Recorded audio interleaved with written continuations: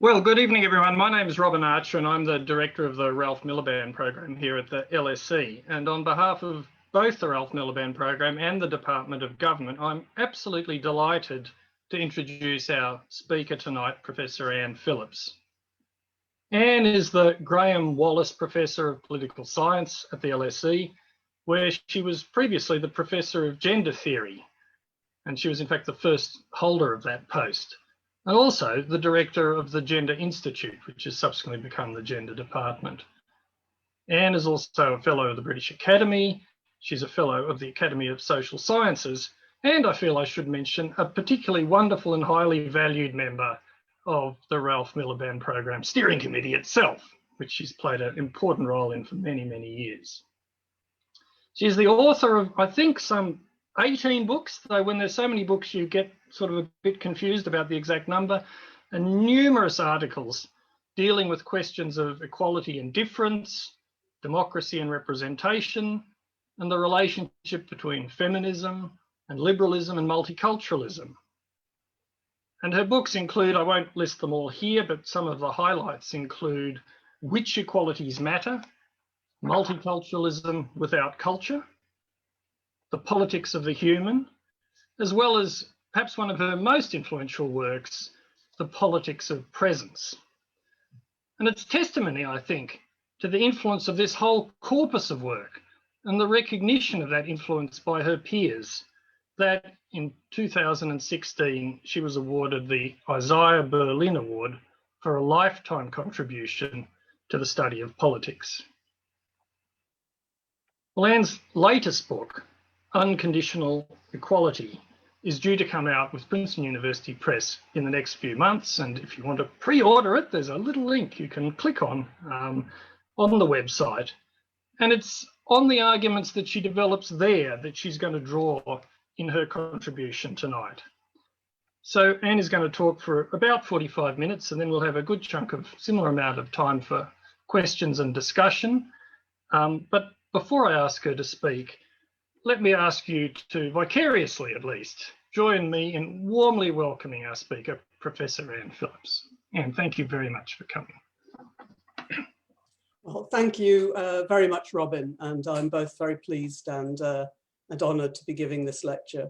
In fact, I did intend to call the book Unconditional Equality, but the more I thought about it, the more I decided Unconditional Equals was more what I wanted to say. So that's what I've ended up with. Okay, so I was going to start my lecture with a brief overview of the scale of contemporary global inequality and the way this has reversed what through much of the 20th century had seemed a more encouraging trend. In fact, trend is perhaps a misnomer, because that 20th century reduction in inequality, at least within, if not between countries, now looks more of an anomaly. But there was a significant reduction in the wealth and income of the richest 1%, a significant increase for those in the lower 50%. What some historians call the Great Levelling. So as I say, I was going to start with that, but I'm not, in fact, going to go into any detail about the current, much less encouraging distribution of income and wealth, because there are many people at LSE who can do that far better than I. Because what I really wanted to start from is the seeming acceptance of this. Of course, many people, including, I imagine, many listening to this lecture, find the current inequalities unacceptable. But if we're to judge by the political parties citizens vote for, many more remain untroubled, despite periodic flurries in the press when journalists review the latest statistics or muse over the crisis of capitalism, and despite many inspirational moments of activism around the world. There's little sustained evidence of revulsion against current inequalities. A recent working paper from LSE's International Inequalities Institute describes this as the absence of a Tourney moment. That is, despite the disturbing statistics, there's been no momentous shift in people thinking about inequality of the kind that occurred in the mid-20th century. And what I want to talk about tonight forms only one small part of any analysis of that. But I want to draw attention to what I'm increasingly aware of, which is the fragility of even basic ideas of human equality and the role this may play in sustaining complacency about contemporary inequality. Now, we know that people disagree on matters of economic equality, that some favor a radical redistribution of resources whilst others consider the current arrangements reasonably fair. But as regards the more basic idea of human equality, the idea that is, that as human beings, we are all in some sense of equal worth, we're supposed to be in more general agreement. Indeed, it's sometimes offered as a defining characteristic of modernity, that people nowadays recognize all humans as fundamentally equal. And this is said to separate us from the pre-moderns who continued to think in terms of hierarchies determined by birth. Not who or what you are, but what you can do. This is supposed to be a defining feature of our age.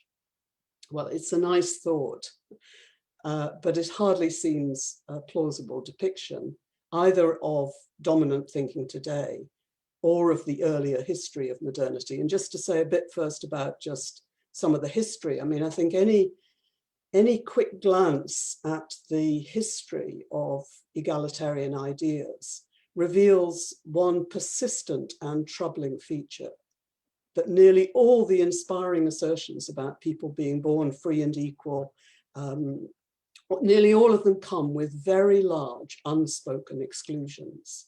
So when 17th century European philosophers, for example, talked about the condition of men in the state of nature as being a condition of equality, and argued that in that state there would have been no natural hierarchy or divine right of kings to rule, their assertions about our natural equality were not intended as kind of suggesting that women should be regarded as on a par with men, or that the poor should see themselves as equal to the rich. And when 18th century revolutionaries in America and France drew up their declarations about all men being created equal, or all being born and remaining free and equal in rights, we know from the subsequent practice that when they said men, they did indeed mean men, but also we know that they did not mean all men. Few at the time saw any discrepancy between such declarations of equality and the continuing subordination of women, or between the supposed self-evidence of all being created equal and the continuance, indeed the intensification of slavery. They didn't see equality as incompatible with the colonization of millions of people around the world, a process that in fact speeded up just in the period when the world seemed to be talking more and more about equality. It did not seemingly occur to most people that later generations might take equal rights to mean actually what it said. So there's been an extraordinary level of discrepancy, that is, between arguments and declarations about humans as natural equals and the actual exclusion of way over half of humankind.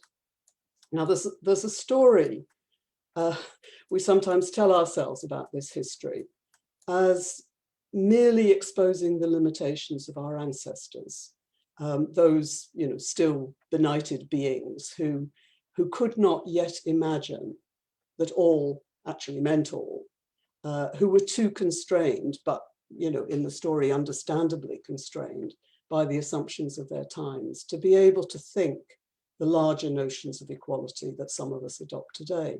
And in this story, of course, we owe a debt to those ancestors, that they came up with the initial ideas in however limited and distorted a form.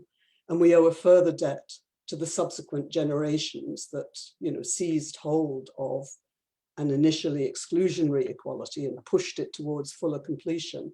And those recounting this history of egalitarian ideas sometimes talk of a logic of equality that drove it on to better conclusions. But this is a rather benign developmental story.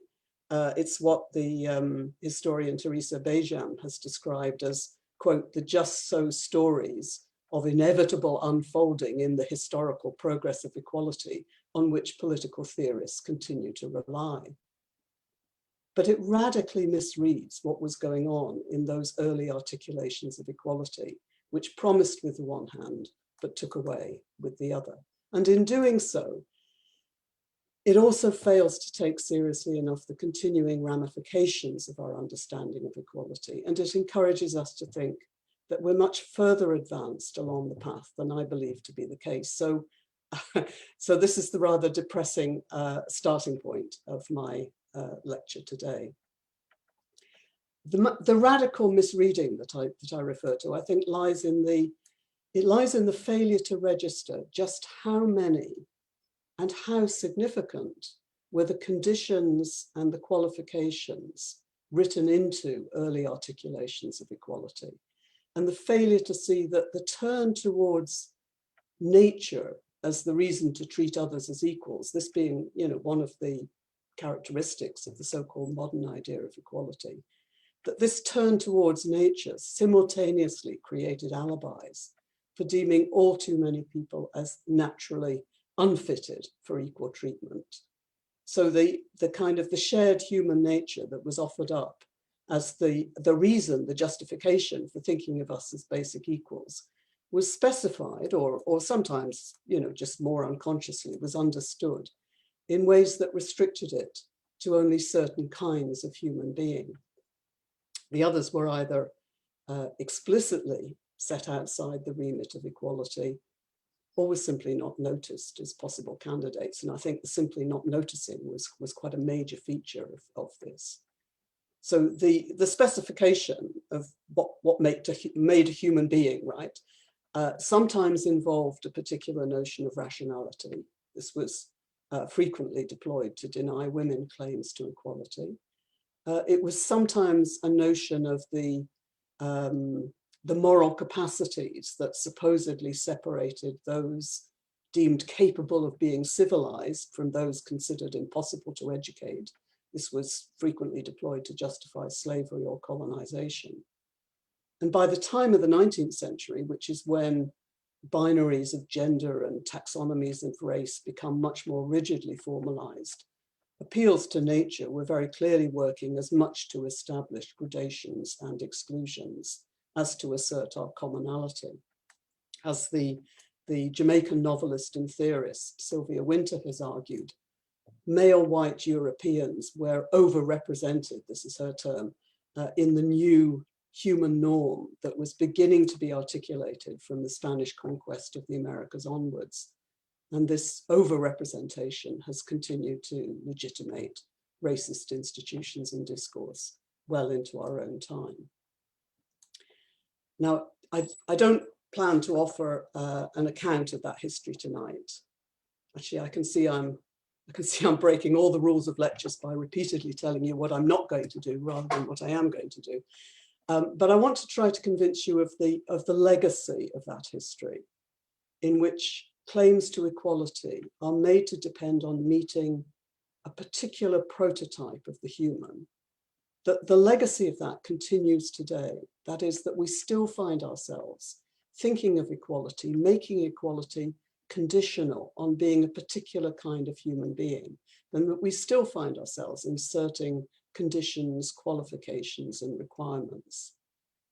And I want, in the process, to steer you away from a mode of thinking about equality that has perhaps been especially prevalent on the left, a mode of thinking that relies on too sharp a distinction between formal and so-called real equality, or between basic and a more substantial equality, with the latter being something that provides people with the necessary social and economic resources that make a formal equality real. I don't myself repudiate, I don't entirely repudiate that distinction, But I do want to point up some difficulties with it, including that it may encourage us to believe that the first stage of equality, the basic equality stage, is already achieved. So to start with the first aspect, my claim that the legacy of historical gradations and exclusions continues today in public policy, in political discourse, and in political theory. I think that it continues in political discourse is almost too obvious for me to need to say much more.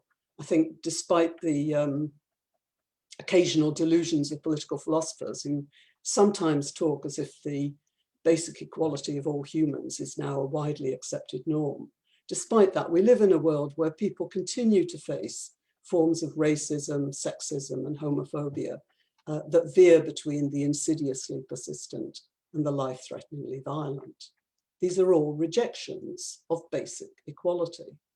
And governments too get on the act, and people are still being killed, persecuted, criminalized, evicted from their homes, stripped of their citizenship, because they're the wrong kind of person. I think in the world today, we face a combination of the startling inequalities of income and wealth that I don't plan to address tonight, and the continuing inequalities of gender, caste, and race that rank some humans as less important than others, sometimes even as less human. And on a not so life-threatening scale, I think we should add in the further achievement-based hierarchies of education and intelligence that have come increasingly to the fore in contemporary societies. I think one of the successes of recent decades has been the expansion in all regions of the world, but particularly in Europe, America, and Southeast Asia, of access to higher education and the virtual elimination of the previous gender gap in this. But this has been accompanied by a trend towards increasing hierarchies in production as the differentials between the high-skilled, well-paid, and the low-skilled, poorly paid widens. And those in the latter group often patch together a living from a mixture of insecure short-term jobs, none of which offers very much in the way of self-fulfillment. This is a very significant reversal of that earlier great leveling. And it's not just a reversal. I think in a new twist to older stories, differences in intelligence are projected onto differences in social class, generating categories of the smart and the stupid that attribute social inequalities to individuals' own lack of ability. And I'm thinking here of, there's been an increasing interest in recent years in the kind of the risks of meritocracy, which is a term that Michael Young coined. Actually, I'm not sure if he completely coined it, but anyway, he used it very effectively in 1958 to describe a dystopian future in which human worth was measured exclusively in terms of performance in intelligence tests. Well, we don't live in meritocracies, either of the narrowly IQ-based kind that Michael Young feared, or of the time fantasized over by those who believe that we live in a world of social mobility. I think as the evidence on global inequality confirms, we live in societies where privilege is still passed down through the generations, and rewards to the most favored far exceeds what anyone could claim to merit.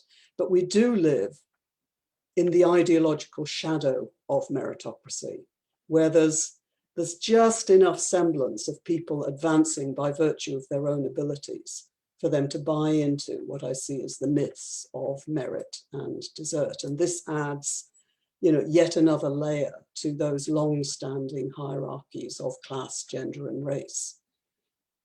Just to bring all that together, the modern world, I'm saying, is in truth rather inhospitable to ideas of human equality, and the notion that our modern era is characterized by a belief that all are in some important sense of equal worth looks like wishful thinking. Now, my point here is that even when people pay lip service to the idea of us all as basic equals, there's very often some spoken or unspoken qualification, just as in those earlier ideas of equality, when the humanness and thereby the equality was perceived as conditional. Now, I don't want to make political theorists accountable for this, but it's a tendency that's not helped by what I think continues to be a tendency within political theory, which is the continued preoccupation with justifying why we should treat others as our equals, or why we should all enjoy human rights by reference to some shared human characteristic. Now, writers today, of course, don't build explicitly gendered or racialized characteristics into their prototype human. And in that sense, we have indeed moved on.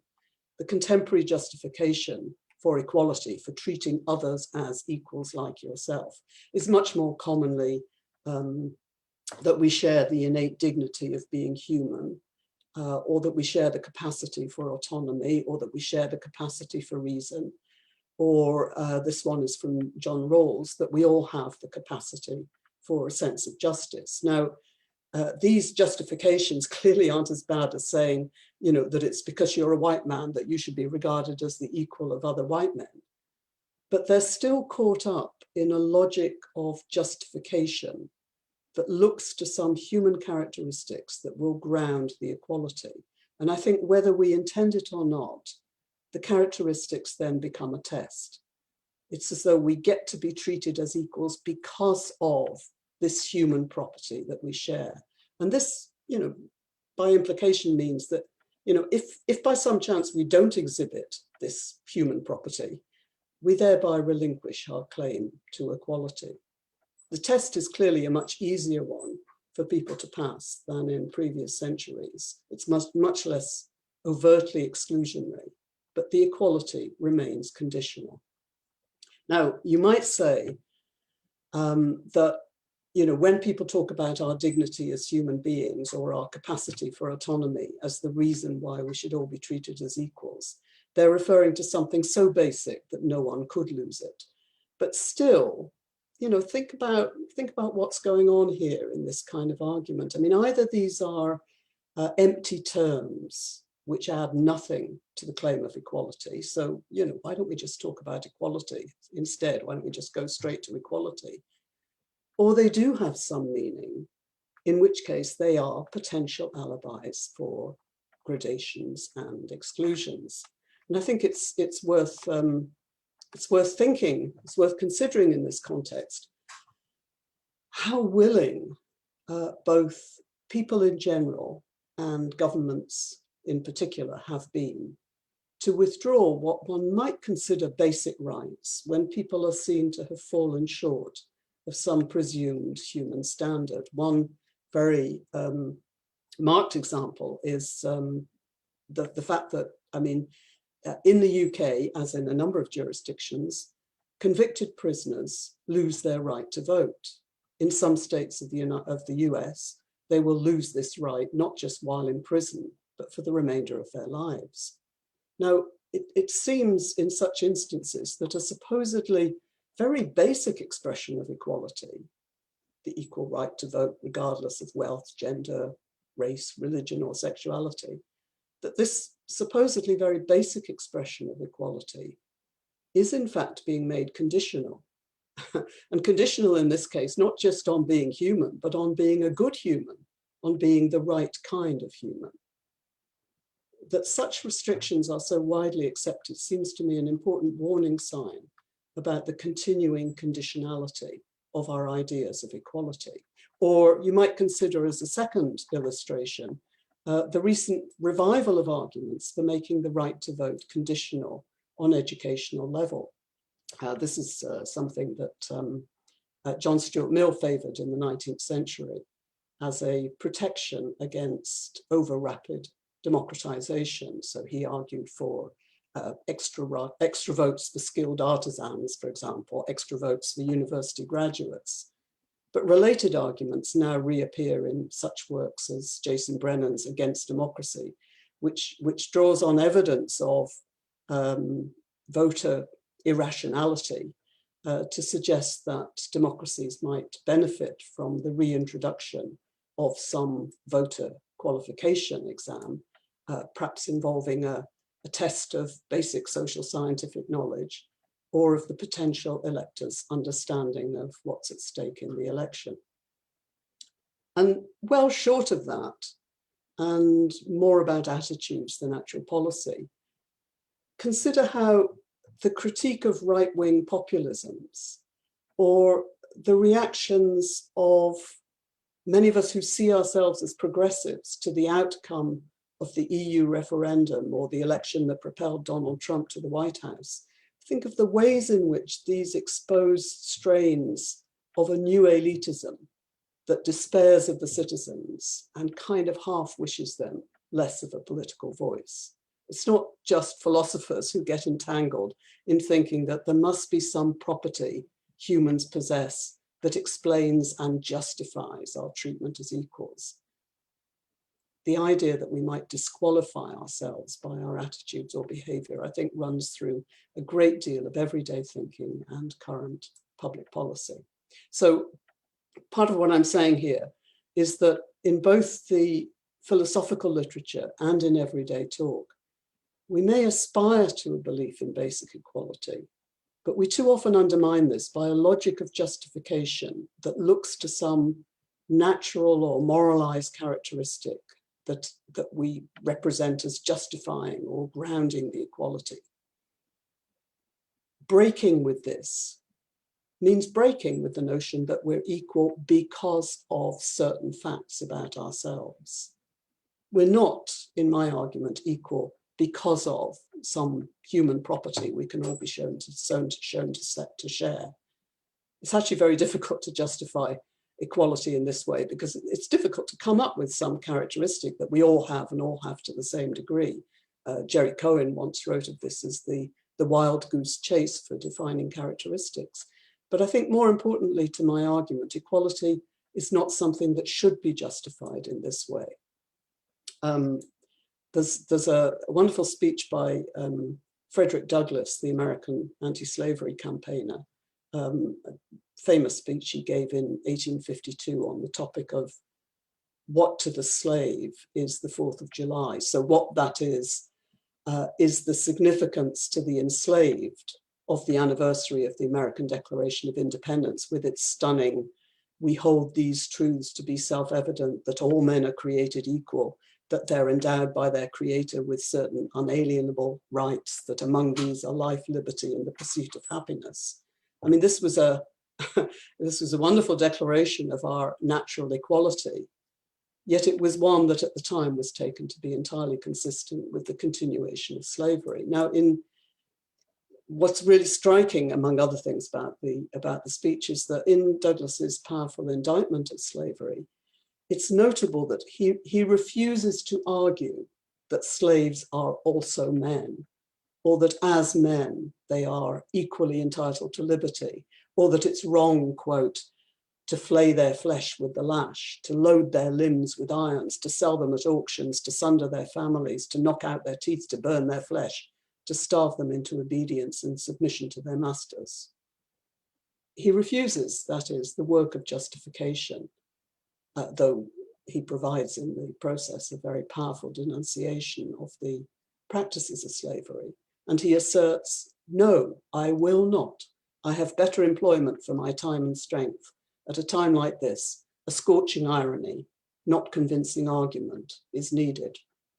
And, you know, though I wouldn't put myself on a par with Frederick Douglass, that refusal to engage in justification of what should never require justification is close to the form of argument I'm making here. We shouldn't have to demonstrate that men and women share certain common human properties in order to insist that we're treated as equals. We shouldn't have to demonstrate that black and brown people share common human characteristics with white people in order to insist that we're treated as equals. We shouldn't have to demonstrate that people living in social housing are just as human as those living in mansions. I think in such context, the very act of offering a justification seems to acknowledge that there might be some doubt, and seems then to lend itself to gradations of equality.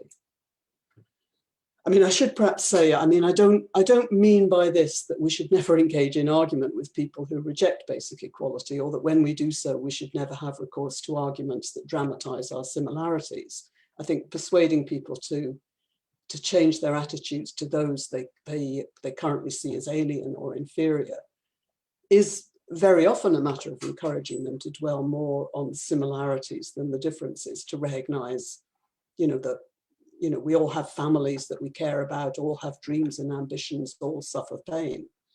The philosopher Richard Rorty famously argued that the power of human rights derives not from a successful philosophical argument that establishes the essential defining features of humanity, but from the everyday stories we tell about others that enable us at last to see them. And I think it's true that for most of us, successful arguments involve eliciting sympathy as well as compelling rational assent. And we often do this by highlighting experiences and needs and qualities that we have in common. What I want to stress is that we should nonetheless resist the suggestion that it's because of these similarities that we are to be treated as equals, because that makes the equality conditional on those shared behaviors and qualities. And it thereby introduces a criterion that can exclude those not deemed to fit. And I think you hear this excuse for exclusion all the time in talk of how, people talk about how particular groups or particular individuals have forfeited their right to protection or their right to humane treatment, or just in more everyday life to consideration. We need to think of human equality not as justified by and therefore conditional on, and therefore possibly forfeited by the possession or the demonstration of what are claimed as central human characteristics, but as what I would describe as a commitment and a claim. So a claim we make on those who've so far failed to recognize us as equals, and a commitment we make to ourselves and to others to treat all humans as equals. In its essence, it's a political rather than a philosophical matter. This is not a matter of proof or justification or coming up with the irrefutable basis for equality. Equality is something we make happen by claiming it. Now, we are, as I've suggested rather pessimistically, a long way from actually making this happen. And this is where I want to turn to the second part of my lecture on the relationship between so-called formal and real equality.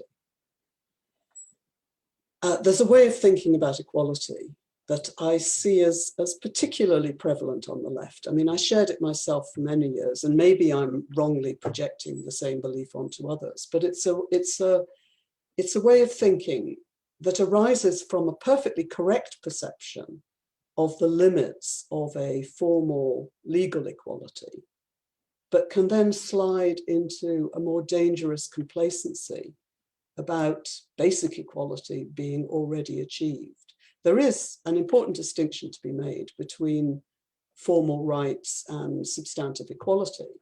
Important distinctions, for example, between assuring people that they're all regarded as equals before the law and the reality that those who can afford to hire top barristers have a much better chance of winning their cases than those who don't even qualify for legal aid, or highlighting the enormous gap between saying all citizens have the equal right to vote and participate in politics, and the reality, which was a reality particularly well explored by Ralph Miliband in his book on the state in capitalist society, the reality that the business and political elites who go to the same schools and universities, who socialize in the same settings, marry one another, share the same formative experiences, that this intermingling of elites, this crony capitalism, means that the wealthy carry much more influence on the major political decisions and on the distribution of government contracts than the average citizen and voter.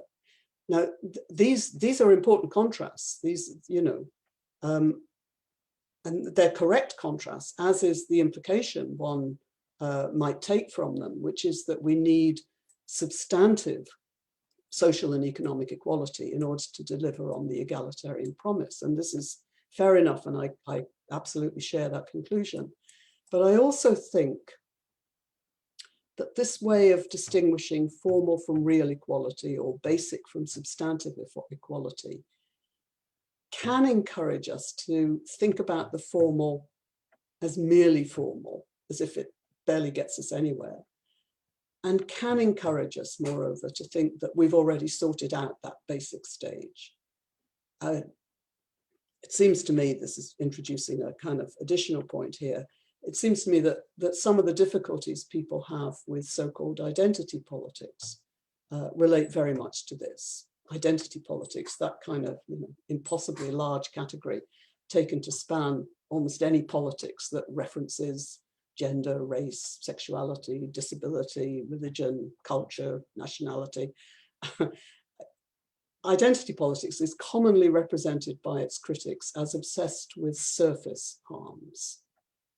It's said to divert us from more fundamental issues of economic or class equality, to encourage an exaggerated preoccupation with the, by implication, rather mild problems of racism, sexism, or homophobia, and in the process, to undermine the possibilities for wider solidarity. I mean, in this particular formulation, the critique is particularly associated with figures on the political left. And then, it continues a long history that, anyone involved in the early years of the women's liberation movement will readily recall of subordinating other struggles to the big anti-capitalist one. But I think similar themes enter more generally into public discourse as a kind of impatience with what's seen as a trivializing obsession with what are considered, slightly questionable turns of phrase or off-color jokes when there are far more pressing issues at stake. That's very much the tone in which a lot of people talk about identity politics. And I think in these dismissals, I think we see traces of that distinction between the formal and the real, the basic and the substantive, and very often as an assumption that we already pretty much have the basic equality. So what are these people obsessed with identity politics moaning about? I think one, what to me is one good example of that is the particular response to the politics of Black Lives Matter that takes the form of insisting that all lives matter. Now, this is an odd response. I mean, of course, in many versions, it's not just odd, it's also deliberately aggressive.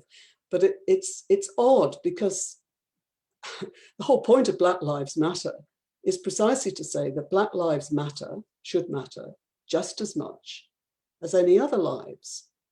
When people attach themselves to the banner of all lives matter, as if this is a riposte to, a corrective to Black Lives Matter, they are, I take it, reacting against what they see as an inappropriate form of favoritism.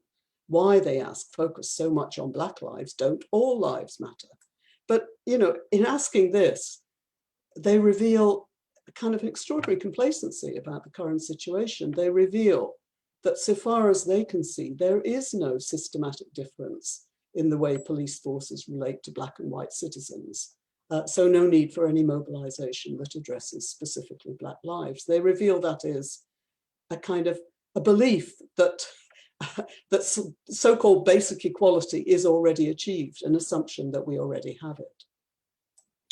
In a recent book on identity, Francis Fukuyama characterizes identity politics as the search for public recognition of one's inner worth, or an almost kind of like therapeutic search for the restitution of dignity, or the salving of a damaged self-esteem.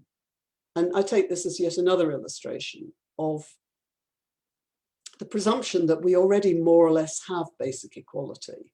I mean, if you've accepted the view that, that in the modern era, all people are recognized as of basically equal worth, then you will assume that these identity agitations must be about something else. They can't be about getting equality. They must be a search for some kind of recognition, for the salving of damaged self-esteem and so on. But if, as seems to me the case, most of us still grade human beings on some scale, whether it's by their moral or intellectual or physical qualities, then I think what people misdescribe as identity politics is best understood precisely as a response to this, as a recognition of how far we are from even basic equality, not to mention from the kind of social, economic, and political equality that Ralph Miliband so long argued for. So just to sum up, what I'm saying here is, well, first, that there's an overly benign story we sometimes tell ourselves, and there's a little bit of self-criticism here because, you know, there's certainly been times in my past when I've told myself this story. There's an overly benign story we sometimes tell ourselves about the progress of ideas of equality, a story in which we say, well, of course the ideals start out in very limited form. Of course, people at the time could not easily imagine including women as well as men, black and brown people as well as white. Of course, they couldn't imagine major redistribution of resources between rich and poor. But through the decades and the centuries, the story goes, the ideas gathered pace, both the who and the what of equality was extended and deepened. And though we still have a lot of work to do as regards making the formal equality more substantive, at least we've arrived at the stage where all humans are recognized as, in some important sense, as of equal worth. That's a very benign developmental story, which it seems to me doesn't really capture what was going on either in the history or in the present day. And against that story, I've tried to underscore the great significance of the many gradations and exclusions in earlier articulations of equality, and the persistence of this form of argument in more contemporary justifications for equality that still seek to ground it in claims about the qualities that humans share. I think so long as we try to pin down the reasons for equality in this way, we are setting a test. And in doing so, we're creating alibis that permit the exclusion of the wrong kind of humans. We should accept equality as what it is. It's a commitment we make to ourselves and to others, and it's a claim on those who deny us the status of equals. Thank you very much.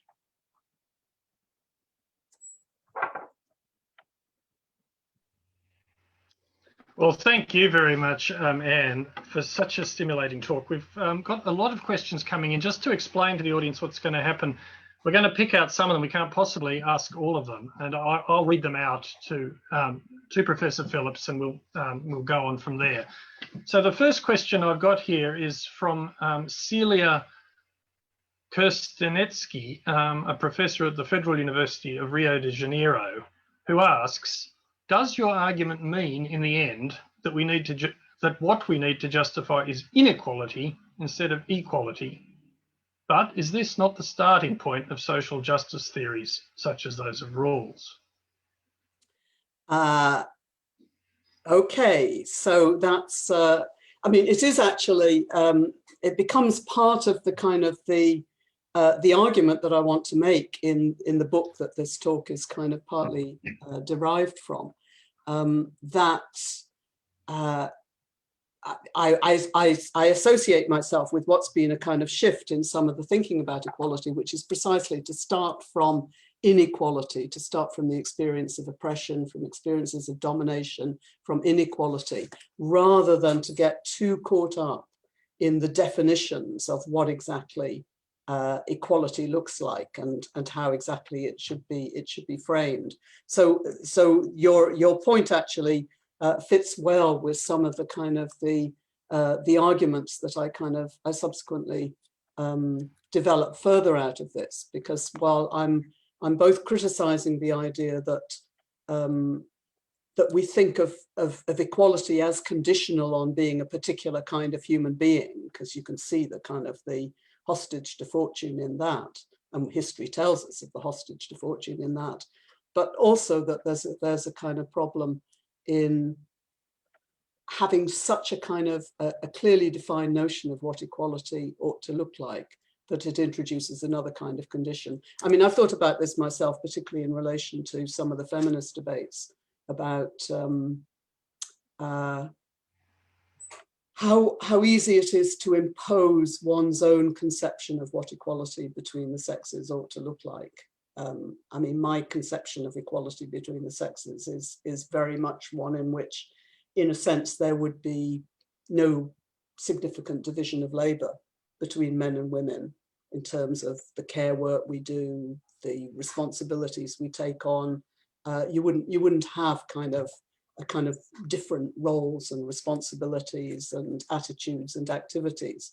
But that's not something that that everyone sees as necessary to thinking about equality. So I think you're right that there is a kind of that shifting from a focus on equality to a focus on challenging inequality is in fact an important shift. I don't myself see that as what John Rawls is doing, but that's a further set of arguments.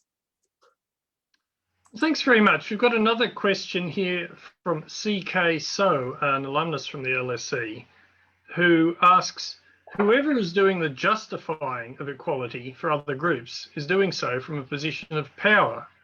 So unless one could evade or dissolve these hierarchical power relations, West versus the rest, European versus non-European, and so on, it seems too utopian to speak of unconditional equality. Is that right? After all, even the parties at the receiving end of these justifications are arguing for equality vis-a-vis the dominant groups. Okay, so I think, yeah, that's very good. So, I mean, I think that what you pull out there is that, you know, the justifications for equality very often they're very often part of an argument in which equality is something which is being, in a sense, given to people, right? We are justifying why these people should be regarded as equal as well as other people, right? And part of what I want to argue, and it's an argument that many people have made, is that, you know, equality needs to be thought of much more as something that we claim, that we make happen, rather than something that kind of, in a sense, is given as a, you know, equality can't be given. It's, in a sense, it certainly can't be given by the powerful, though what the powerful do in divesting themselves of some of their power can help. But equality, in a sense, has to be claimed and has to be acted and has to be made to happen.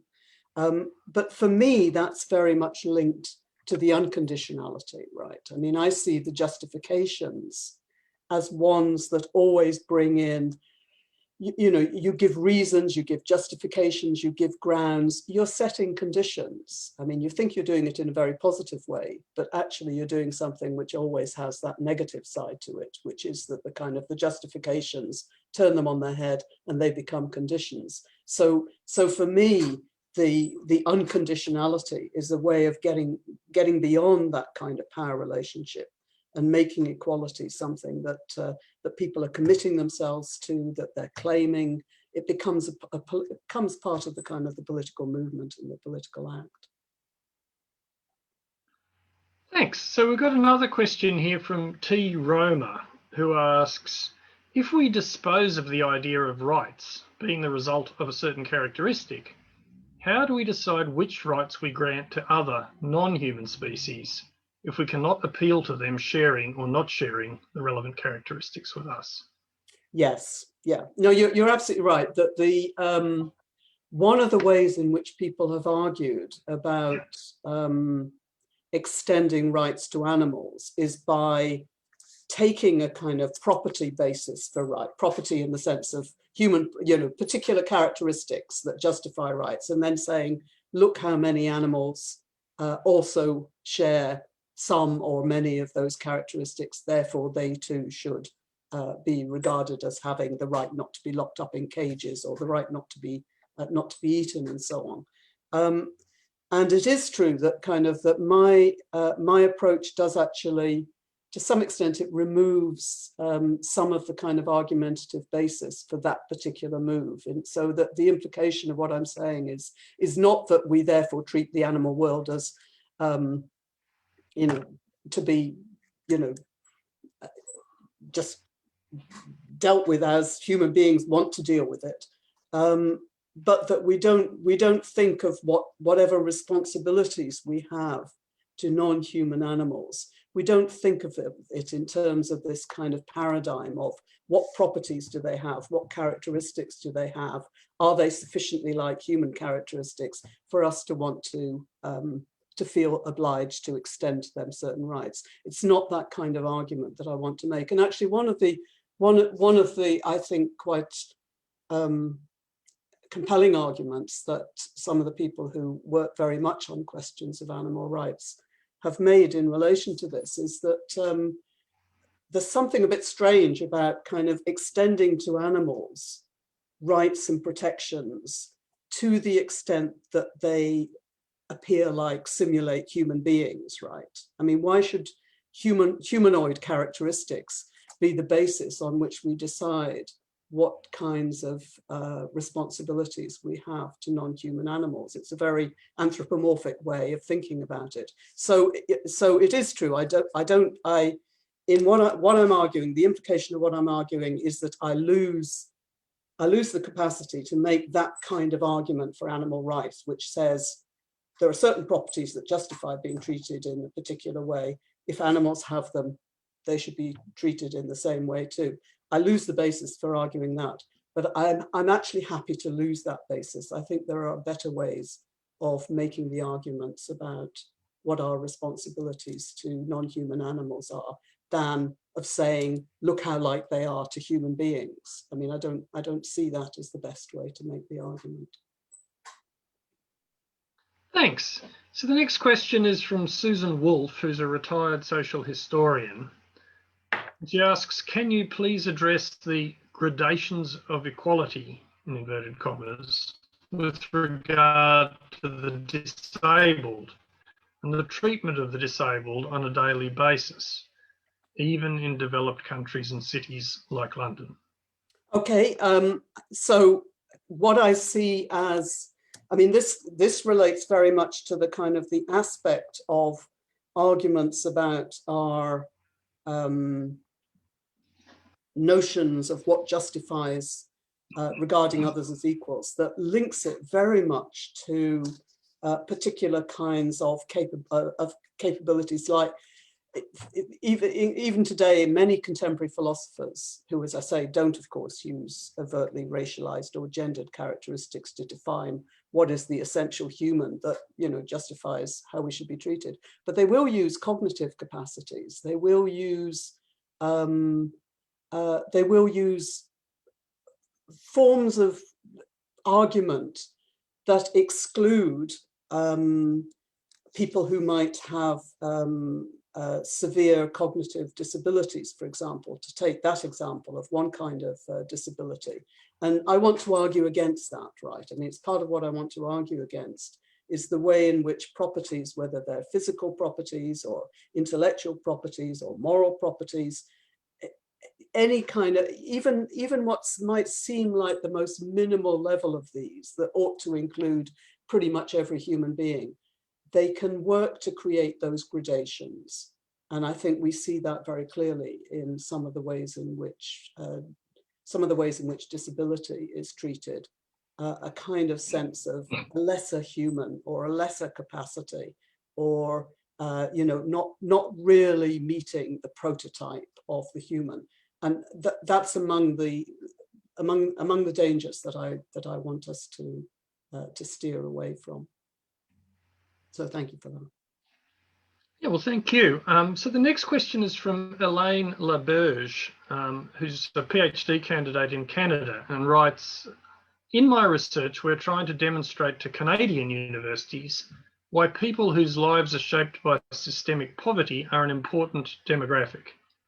After listening to you, I'm wondering if we should be trying to justify why we should be allowed entry to public-funded universities.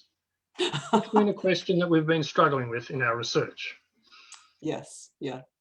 Actually, just by the by, where though I really wanted this to be an in-person lecture, I can see it is extraordinary how these webinars create the possibility of communication across continents rather than just people who are able to turn up to London for a lecture. So a lot of it hangs on this thing about demonstrating, doesn't it? I mean, it's kind of in the arguments that we're making. I mean, all the arguments that we're making for better policies, for better ways of engaging with people, better ways of doing things. Of course, we're in the business of trying to demonstrate, you know, that you ought to do it this way rather than that way. That you know that you have excluded people that ought to be included. That you have a policy which is discriminatory against other people. It's a particular kind of demonstration that I just want to challenge, which is the kind of the demonstration that brings in this notion of showing that these people who've been excluded are just as human as those who are currently included. And I think that there's something about that form of argument which is really problematic. You know, there are other ways of arguing that need to be pursued rather than that, because you can see, I mean, I suppose as in the, you know, what I was trying to do with that quote from Frederick Douglass, there are kind of certain kinds of ways of trying to make the case about why people who have been ignored, who've been excluded, who've been marginalized, ought to be taken more seriously. It's not that you don't want that to happen, but there are ways of arguing that seem almost to kind of concede the inequality in the way in which they're doing it. So, I mean, I'm sure that isn't at all what you're doing in your arguments, but I mean, that's the only sense in which what I'm saying is at odds with what you're trying to do, I think. Just that one needs to be careful that one isn't falling into a form of argument which is saying, you know, these people are just as good as, just as human as, share the same fundamental human characteristics as, therefore, which is kind of such an argument from weakness, it seems to me. Though it's perfectly understandable why over the decades and centuries it's so often been employed.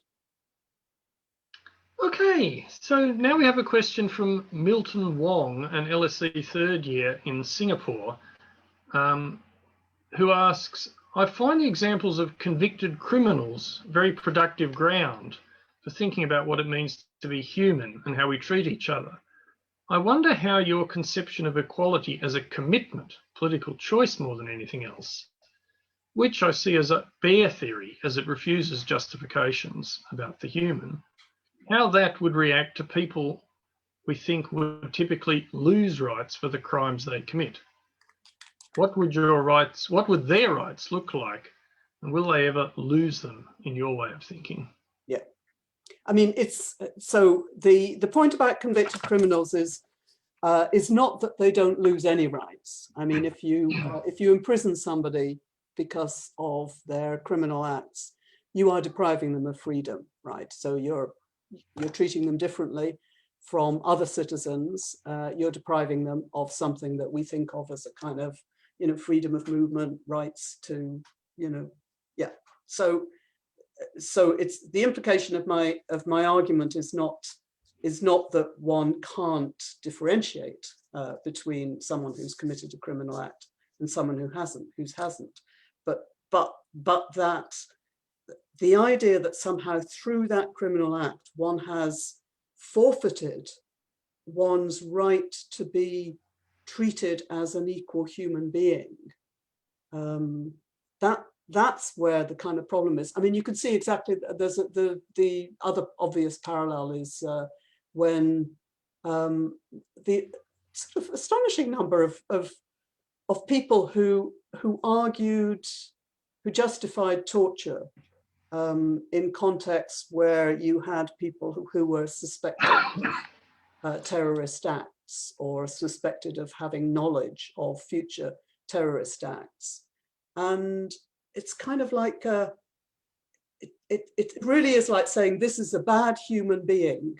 And because this is a bad human being, therefore, all the things that we have convinced ourselves that we believe in about kind of basic rights just go out of the window because this is a bad human being. And yet, of course, those human rights are precisely most needed when you're confronted with bad human beings, it seems to me, or when you're confronted with people who aren't, sort of your best buddies, or I mean, why do we need these notions of human rights? We need them for those difficult situations when actually we don't want to treat people as equals, but the human rights, keep us on track in recognizing this. Can I also kind of pick up on something that's one part of your question, which is about the idea of what my argument is kind of representing equality really just as a choice. So it's one of when I've made this argument in other contexts, one of the things that people have said is that you're reducing equality to just a kind of decisionism, right? As if it's just, so you just decide that it's a good thing to treat people as equals. You've got no justifications for it. You're refusing to provide grounds for it. You're rejecting kind of, as problematic all of the kind of standard ways in which people have come up with a justification for this. You're turning it into just, your own decision. What I really object to in that particular way of formulating what I'm arguing is the way it seems to suggest that it's just a personal choice, like I might choose ice cream, or I might choose equality. Whereas of course equality is something that comes to us with a very long, out of a very long history. It comes to us out of a very long politics. It's not something which is just something that individuals dream up or is an individual preference or a choice. It's got a real history behind it. So just your use of the term choice just reminded me of that particular kind of argument that I've sometimes heard against what I'm saying, and why I think it's choice in the sense that it's political, but I don't think it's choice in the sense of being something that is just an individualized choice, because it's embedded in what is a real history that has produced egalitarian ideals and promises and practices. Okay, thanks very much. So now there's a question from David Jenkins, who asks... Oh, David? Who asks, what happens in situations where people are so downtrodden that they do not, as a whole, make claims to equality? One might think of those claiming a right to bread from the noble families of southern Italy, rioting for that bread, but stopping short of a demand for equality. One advantage of some feature we could point to would be that it stands over and above the need for something to be claimed. Yeah, I mean, when I initially started thinking about this and thinking about what I wanted to say against the idea that equality is something we justify by reference to human properties, I framed it very much in terms of the claim, and I was thinking very much about the kind of the importance of bringing back into thinking about equality, the egalitarian movements in which people are indeed making claims. But of course, you're quite right, and it's something that I came to realize as a kind of weakness of simply talking about claims, is that you can be in a situation, many of us actually will at various stages of our lives have been in a situation where we didn't even think we had the right to make a claim, right? So of course, just saying claim is not good enough. And I don't know if it solves it, but for me, I get round it by saying claim and commitment. There are kind of contexts in which what's going on is that people claim their equality, and that's very powerful. But there are also contexts in which equality is equally political, but it's there as a commitment that we are making to others, and indeed to ourselves, which I hope provides, enough of a kind of language in which to cover all of those different situations, so that equality doesn't become something that is only available when you're involved in some kind of political struggle in which you in a sense you're already sufficiently equal in your sense of yourself that you feel legitimate in claiming the equality. And you're right that would, if that were the requirement, then that would be another kind of conditionality that would also be problematic. So I hope that commitment and claim together provide a way of addressing that concern. Great. So here's a question from James Churi-Yankandath from the Institute of Commonwealth Studies. He writes, do we need the idea of unconditional equality, not because it can ever be realised in any absolute sense, but because the aspiration is essential to better realise in any society, to realise ourselves in any society? I'm sorry. Yeah. So, well, I think the sense in which it's very difficult to realize is that all of us are endlessly battling against the ways in which we do make gradations between people, whether it's on there are all kinds of ways in which I think all of us, it's not just the people that we criticize, but ourselves, we introduce all kinds of gradations. It's a very demanding notion to really think a total kind of unconditional equality in which, you just really do see all humans, regardless of the way they are, the way they behave, regardless, that they are of equal importance and significance to you. The other aspect, of course, is that when we talk about realizing equality, very often we're then moving more into the kind of thinking about what are the material conditions that, that in a sense will instantiate this equality, so that it's not just that I regard you as an equal, but actually you are able to live and be as an equal. And there, there it seems to me it's a never-ending process that one is constantly moving towards this possibility rather than hoping to arrive at it. But I think those are two obviously related but distinguishable questions about how we realize equality in social and economic conditions. There's a whole set of questions there, but how we realize actually really being able to live this idea that we regard all others as equals. And I think it's not just a battle with political organizations that deny this or movements that refuse this. I think it's a battle that we each of us have to engage with pretty permanently ourselves. There are all kinds, as I say, there are all kinds of ways in which all of us have our little private conditions that we operate, which we're always having to address. So realizing is probably setting rather a high bar, but certainly ambition rather than something one particularly expects to realize. Thanks. So here's a question from Indra Manguli. You said we cannot base claims of equality on one specific human characteristic that we all share. What about other principles? For example, the civic republican idea that all humans should be free from arbitrary domination of others. Would that not serve as a decent basis for equality claims?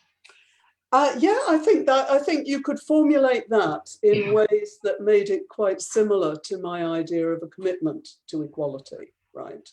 So that it would be, you could formulate something like that in a way which clearly it wasn't grounded in some kind of argument about what it is about human beings that justifies why they should be treated as equals, but simply was making a commitment to a particular way of living with, relating to, engaging with, respecting others, and you could have a kind of version of a civic republicanism that could be framed in a way that could be perfectly perfectly compatible with that, depending on how you framed it. But it does, of course, depend on how you frame it.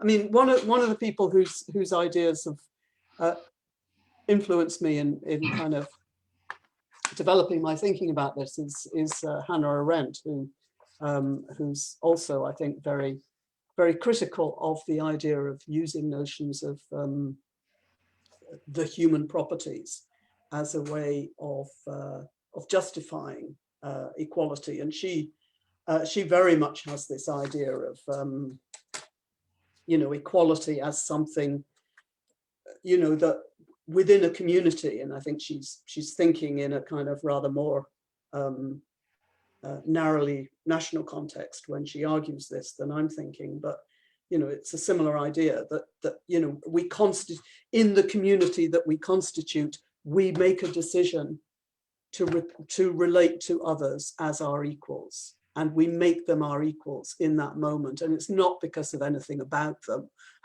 or any particular characteristics we've noticed about them that has led us to that. It's a commitment that we have made to them, so that there are some sort of similarities between and influences between that and what I'm arguing.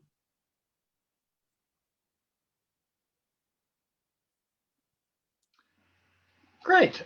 So here's a question from Joe Weiler, a SOAS alumnus. Is it possible to have equality under capitalism when the system rests upon extraction from others and wants only count as wants if you can afford to pay? I'm inclined to say no, not ultimately. I think capitalism constantly reproduces precisely the kinds of both material inequalities and the kinds of gradations between people that make it very difficult to achieve a fully egalitarian society. But like many people, I've also come to think that it's very difficult to think at the moment beyond the bounds of capitalism. So one also has to think of what's possible within some form of sort of hopefully improved and modified system of capitalism. And because it's just very difficult for any of us to really think beyond the boundaries of capitalism. But ultimately, I do think that there's an incompatibility between capitalism and equality, and that's something that one just has to battle with. Thanks. So here's a question from Bhupendra, a PhD candidate at the Jawaharlal Nehru University in New Delhi. Professor Phillips, thank you for your wonderful talk. Here. As you argue that equality as a claim or promise for ourselves, as you argued that equality as a claim or promise for ourselves, then you don't see a binary between the oppressor and the oppressed. I was wondering if you see substantial unconditional equality beyond the oppression. Okay, so I don't see a binary between the oppressor and the oppressed. So certainly, yeah.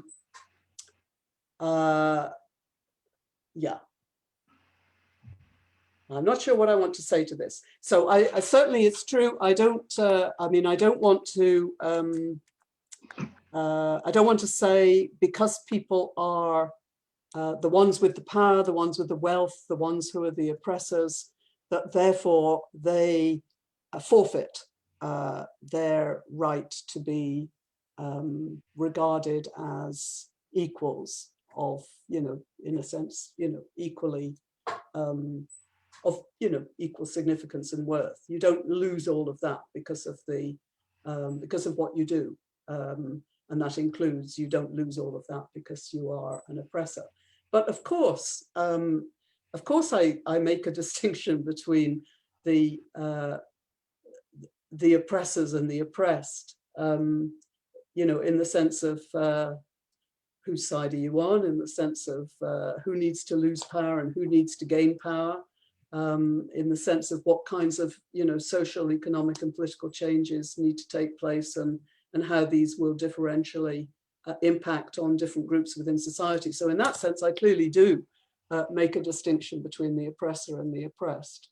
But yeah, I mean, as with any language of human rights, obviously, that there's a way in which you're talking about something which isn't supposed to be forfeited.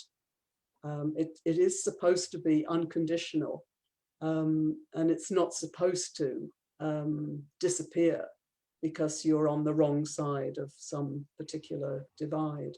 I'm not entirely confident that I am answering and addressing your question, and it is one of the disadvantages of the webinar is that it's much harder for you to kind of come back at me. But I hope that that's addressed at least some of what you're asking.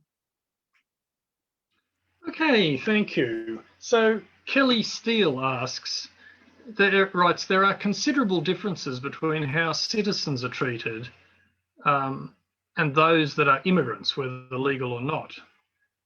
And the questioner says, I use those terms as shorthand, not because I believe they're meaningful. Your thoughts on this, please. And thank you for a great presentation and great answers. Okay, so obviously my, I mean, clearly I have a very, the major implication of what I've said tonight is about the ways in which all of us, regardless of our civic status, national status, whether we're migrants, citizens, asylum seekers, refugees, that all of that is subsidiary to the sense in which as human beings, we all have the same equality claim, right? However, that of itself doesn't translate into very precise kind of positions about what particular rights people have in terms of whether it's rights moving around the world or rights of residence. And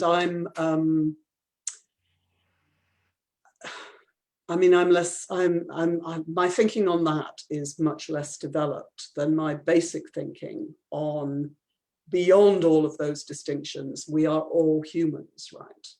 And we are all entitled to be treated as humans and as human equals. But I just don't think that that of itself translates sufficiently precisely into an answer to your question, you know, when it comes to the different ways in which citizens claim certain greater rights than non-citizen migrants, and so on. So you'd need a much fuller work on that than I have yet done in order to come up with a really good answer to that question. Okay, well, we've got time for a couple more questions, I think. There's a great mass of questions here, which is testimony to the richness and interest in the talk. I'm just going to put one question for myself, and then we'll come to a final question after that.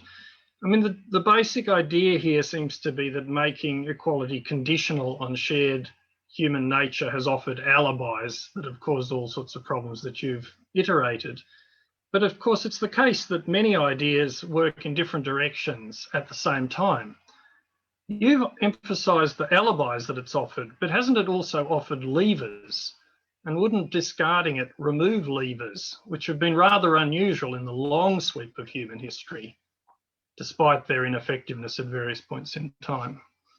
Yeah, no, I mean, it clearly is the case that ideas move in different, I mean, so even those really restrictive, unbelievably restrictive ideas of equality that people were kind of sharing, you know, 300-400 years ago, they helped inspire much grander ambitions, right? So ideas produce all kinds of unexpected, unintended consequences.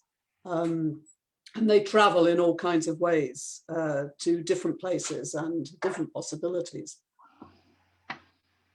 So, of course, the fact that there are the fact that there are hostages to fortune in a particular idea doesn't mean that it can't. I mean, you know, and the history clearly is a history of that. The ideas that I might now have about equality are products of a long history of thinking about equality. I don't mean my history, I mean the history of the world thinking about equality, elements of which are part of the bad story that I've been telling, and elements of which are part of the good story. So that I completely accept, and a fuller story provides that. But I think you're also kind of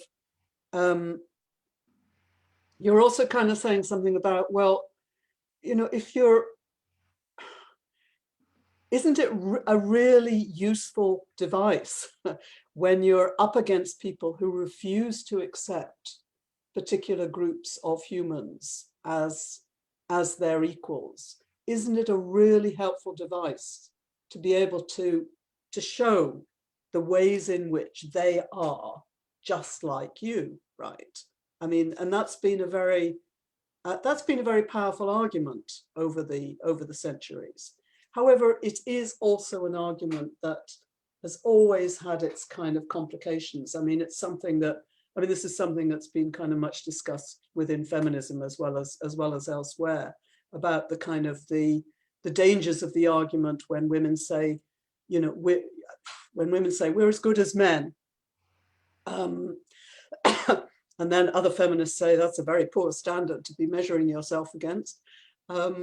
But there's a problem inherent in that kind of argument. But I think your general point about the way in which ideas always have at least a double meaning and a double set of possibilities, and probably much more than that, is absolutely true. And I, you know, I mean, I think I haven't been able really to kind of capture the richness of that tonight, or possibly in the book, but you know, but I don't at all disagree with you on that one. Thanks very much. Look, here's a question from Mary Jo McDonald, a PhD candidate at the University of Toronto, who says, "Thank you so much for the talk. I was wondering if you could say more about your proposed solution." So maybe it's a good question on which to end.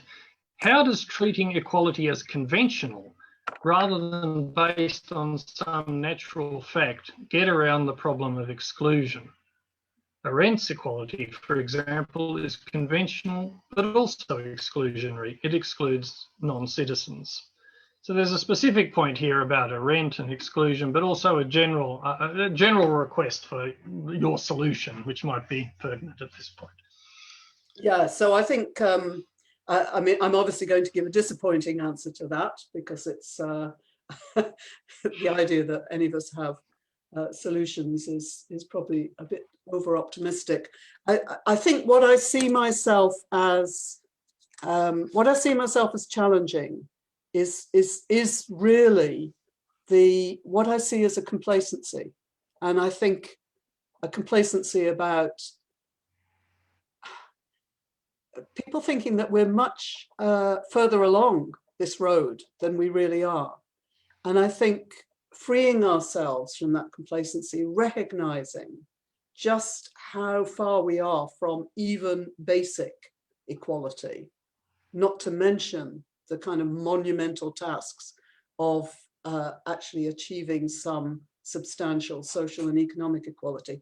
Recognizing that is a much better place to be than imagining that you've already sorted a particular set of problems. And as I was saying in my comments about criticisms of identity politics, I think a lot of those criticisms stem from the mistaken belief that we're much further along that road than we really are, so we can concentrate on other things instead. So it's not a solution. It's a kind of, it's almost just like a kind of clearing the ground type argument, which is saying it's much better to be starting from a recognition of where we are, rather than a kind of progressivist optimism about where we've achieved through all these kind of centuries of egalitarian politics. So I wish I had a better answer to your question about solutions. And it's a bit mean of you, Robin, to expect there to be an answer to that in the final question of every Ralph Miliband lecture. But really that's as far as I've got. But you know, these are continuing conversations, obviously. Well, I think the range of questions has really been phenomenal. Your ability to answer such a wide range is quite remarkable. I mean, what we've heard, I think, tonight is a really profound argument that's identified the importance of making equality conditional on human shared characteristics in a wide range of different political philosophies. And Professor Phillips has made the point that that's offered a range of different alibis and identified a legacy that results from that, a legacy that can be seen in some left-wing arguments as well as the arguments of others. And we heard at the end that it should be therefore treated rather as a question of commitment and a claim, that ultimately it's a political and not a philosophical matter. So thank you very much. And thank you, Professor Phillips, for this wonderful talk. It's a wonderful way to end the series of Miliband lectures this year. And I hope we'll see many of you again in the coming year. Thank you very much. Thank you, Robin. And thank you for your questions.